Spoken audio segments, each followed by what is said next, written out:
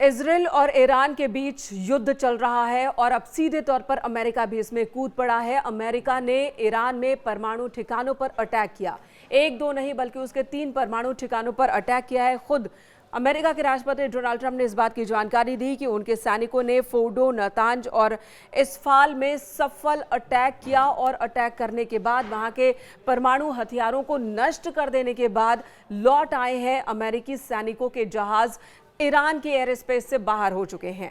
यहां सबसे ज्यादा बड़ी कामयाबी मानी जा रही है फोर्डो में अटैक को। अमेरिका की ओर से बंकर बस्टर बम का इस्तेमाल किया गया, 6 बम का इस्तेमाल किया गया और इस तरह से ईरान में इन परमाणु ठिकानों को पूरी तरह से बर्बाद कर दिया गया। ये दावा है ट्रंप का।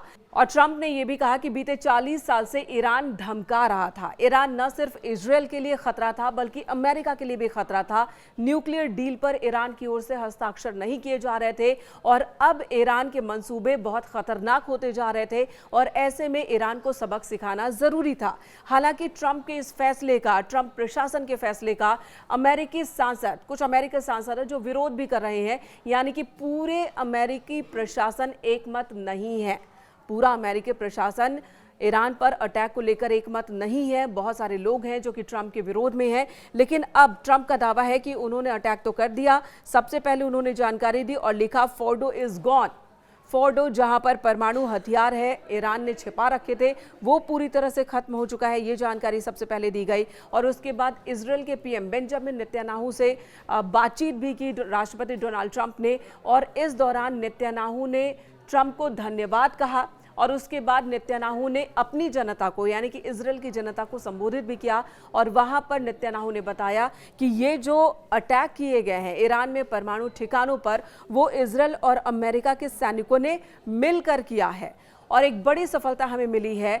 जो वादे हमने किए थे इजरायल की जनता से और दुनिया से कि परमाणु ठिकानों को हम नष्ट कर देंगे ईरान के, उन वादों को हमने पूरा किया। ये कहना बेंजामिन नेतन्याहू का। वहीं अब बात की ईरान का इस पर क्या कहना है, तो ईरान की सेना की ओर से ये बात जरूर कही गई, जो CNN के सूत्रों के हवाले से है, कि ट्रंप की सेना की ओर से ईरान पर अटैक किया गया था।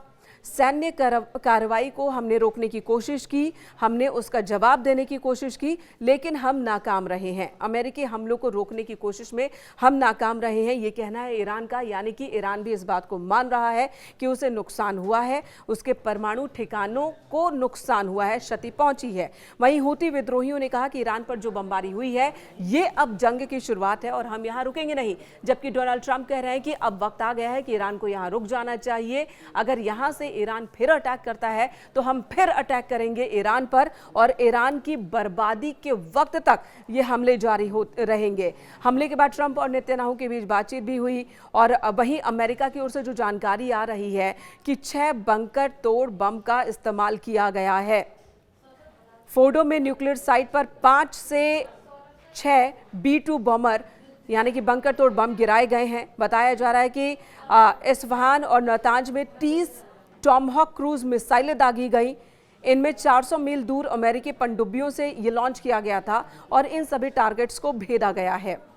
आपको बता दें ईरान में कितना नुकसान हुआ है ये अभी तक नहीं बताया गया है। थोड़ी देर बाद ही शायद ईरान की सेना, ईरान की सरकार इसे लेकर कोई जानकारी साझा करे दुनिया के सामने। लेकिन ट्रंप के इस एक्शन के बाद नेतन्याहू बहुत खुश हैं और वो ट्रंप को शुक्रिया अदा कर रहे हैं और ट्रंप ने अपने सैनिकों की हौसला अफजाई की है, उन्हें बधाई दी है। सोशल मीडिया साइट पर उन्होंने एक पोस्ट भी जारी किया और साथ ही एक बयान भी जारी किया है जिसमें अपने सैनिकों की वो तारीफ कर रहे हैं और कह रहे हैं कि बहुत पहले ही हमने तय कर लिया था कि ईरान को परमाणु हथियार हासिल नहीं करने देंगे। ईरान सिर्फ इजरायल के लिए नहीं बल्कि अमेरिका के लिए भी खतरा है। 40 साल से धमका रहा था और अब वक्त आ गया था जब अमेरिका भी कोई बड़ा कदम ले और हमने वो कदम उठाया है। और जब G7 समिट से लौटे थे आधे में ही ट्रंप, तब भी उन्होंने यही कहा था कि सीज फायर मेरा उद्देश्य नहीं रह गया है अब, क्योंकि बातचीत का वक्त ईरान ने खो दिया है।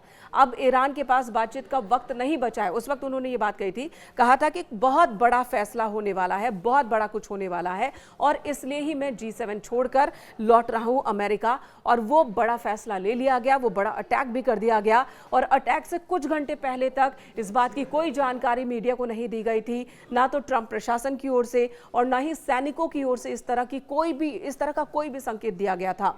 वहीं कई सांसद अब भी नाराज बताए जा रहे हैं ट्रंप के इस फैसले को लेकर और उनका सपोर्ट नहीं है ट्रंप को।